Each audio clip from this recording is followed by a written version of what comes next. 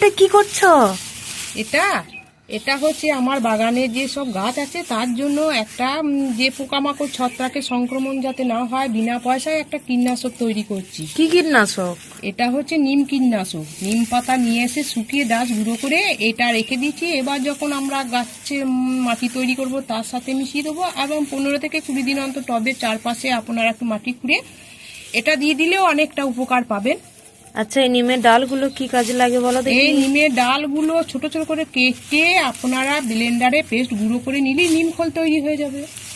বা দারুণ টিপস, খুব হ্যাঁ, ভালো এই লাগছে, টিপসটা একদম শুকিয়ে গেছে। হ্যাঁ, একবারে খড়মড়ে হাতের সাহায্যে ব্লেন্ডার দরকার নাই, এরকম হাতেই ডাস গুঁড়ো হয়ে যাচ্ছে। এই যে এখানেও দেখতে পাচ্ছেন, এখানে পাতাগুলো আছে, এগুলো কি এই রোদে শুকানো হচ্ছে এবং তারপরই এটাকে গুঁড়িয়ে এরকম তৈরি করা হচ্ছে গাছের জন্য।